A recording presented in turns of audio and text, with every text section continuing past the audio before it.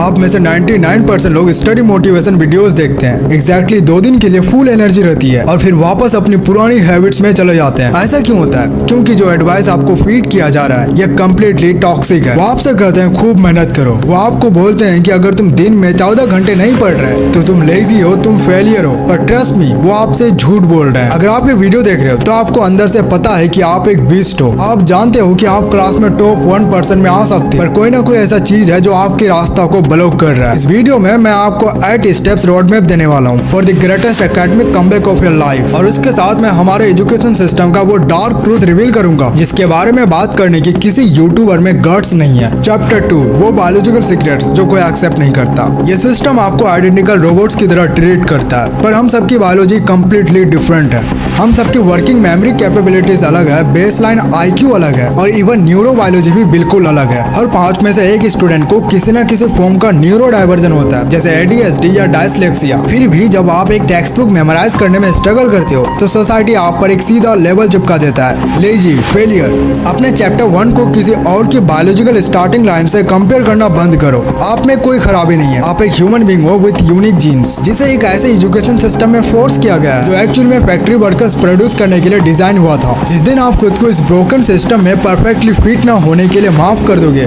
उस दिन से आप एक्चुअली इसको हैक करना स्टार्ट कर पाओगे। तीसरी सबसे बड़ी चीज जो आपको कमबैक करने के लिए रोक रही है वो है प्रोडक्टिव प्रोक्रेस्टिनेशन। आपको लगता है आप पढ़ाई कर रहे हो, पर एक्चुअली आप पढ़ाई करने की एक्टिंग कर रहे हो। कितनी बार आपने एक परफेक्ट टाइम टेबल बनाया सिर्फ इसलिए ताकि आप उसे अगले दिन तोड़ सको? कितनी बार आपने बेस्ट स्टडी रूटीन सर्च किया ये सोचकर कि कोई मैजिक ट्रिक मिल जाएगी? साइकोलॉजी में इसे फेक प्रोडक्टिविटी कहते हैं। आपका ब्रेन आपको ट्रिक कर रहा है, आपको लगता है आप तैयारी कर रहे हो, बट रियलिटी में आप एक्चुअली हार्ड वर्क और फ्रिक्शन से बचने का बहाना ढूंढ रहे हो। सुनो ध्यान से, कमबैक किसी स्ट्रैटेजी या फिर 10 नए हाइलाइटर से किताब रंगने से आपकी नहीं आएगी। एक घटिया प्लान जिसे आप एक्चुअली एग्जीक्यूट करते हो परफेक्ट प्लान से 10 गुना बेहतर है जिसका आपका पेपर में ही लिखा रह जाता है। आज से प्लानिंग पर बैन लगाओ, बुक्स खोलो और उस फ्रिक्शन को फेस करना शुरू करो। आपके पास टाइम की कमी नहीं है, प्रायोरिटी की कमी है। इसे इंस्टेंटली फिक्स करने के लिए 1 लाख पर आवर का रूल यूज करो। अपने टाइम पर एक प्राइस टैग लगा दो, खुद को बोलो कि आपके 1 घंटे की वैल्यू 1 लाख है। अब रुको और देखो कि आप पूरे दिन क्या क्या कर रहे हो। क्या बेड पर लेटकर 2 घंटे तक यूट्यूब शॉर्ट्स या फिर इंस्टा रील्स स्क्रॉल करके 2 लाख बर्बाद करना आपको सही लगता है? अगर लगता है तो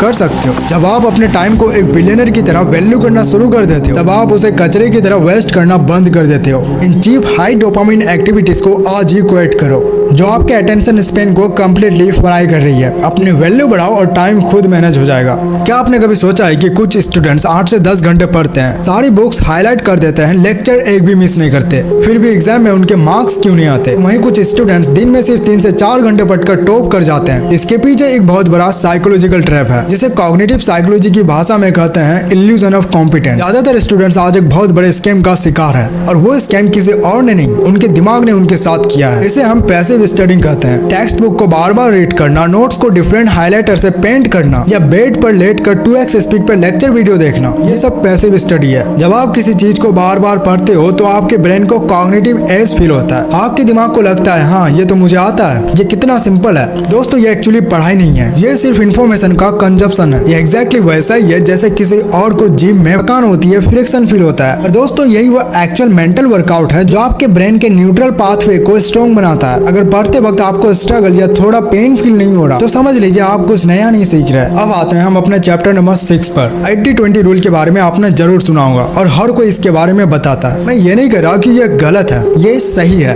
पर मैं आपको कुछ और बताने वाला हूँ। आपको वो एक्चुअल सीक्रेट देने वाला हूँ जो नेशनल ओलंपियाड फाइनलिस्ट यूज करते हैं। एवरेज स्टूडेंट पढ़ाई करता है पर एक एकेडमिक वेपन एक्चुअली में टेस्ट टेकिंग प्रो होता है। उसका एग्जाम को हैक करने का तरीका बिल्कुल अलग होता है। Step 1, the elimination filter. सबसे पहला स्टेप ये जानना नहीं है कि एग्जाम में आएगा क्या, बल्कि ये जानना है कि एग्जाम में क्या नहीं आएगा। एक नॉर्मल स्टूडेंट पूरी बुक रटने की कोशिश करता है, लेकिन एक प्रो स्टूडेंट फोकस करता है कि टीचर ने क्लास में किस चीज पर एम्फसाइज नहीं किया। फालतू की नॉइस को एलिमिनेट करो, सिलेबस का वो कचरा हटाओ जो एग्जाम में टेस्ट हो ही नहीं सकता। दूसरा है कि द 1 पेज मास्टर गाइड। दूसरों के बनाए हुए नोट्स रटना बंद कर दो, एक चैप्टर उठाओ और अपने दिमाग पर फोर्स डालो। यहाँ से सबसे इंपॉर्टेंट फॉर्मूलाज और सबसे इंपॉर्टेंट इन्फॉर्मेशन क्या है उनको शॉर्ट्स नोट की तरह 1 पेज में लिखो। एग्जाम से एक रात पहले आपको 50 पेज पढ़ने की जरूरत नहीं है, सिर्फ उस एक पेज को विजुअलाइज करना है। अब आती है एमसीक्यू एग्जाम की सबसे dangerous trick, the letter of the day.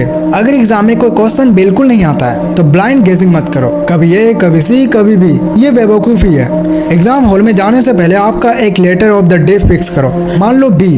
अब जो भी क्वेश्चन बिल्कुल ब्लैंक लगे सब में चुपचाप बी मार्क कर दो। रैंडम गेस करने से कई ज्यादा प्रोबेबिलिटी एक ही लेटर को स्टिक करने में होती है। और एमसीक्यू का एक गोल्डन रूल है, अगर 4 ऑप्शंस में से 3 ऑप्शंस एस वाले हैं और एक ऑप्शन नो वाला है तो उस नो वाले को तुरंत एलिमिनेट कर दो, क्योंकि test makers mostly majority answers को डिस्ट्रैक्शंस की तरह यूज करते हैं। चैप्टर 7। अब हम उस सच पर आते हैं जहां 99% स्टूडेंट्स टूट जाते हैं। ये वो पॉइंट है जहां हसल कल्चर की सारी टॉक्सिक एडवाइस आपके अंदर से खोखला कर देती है।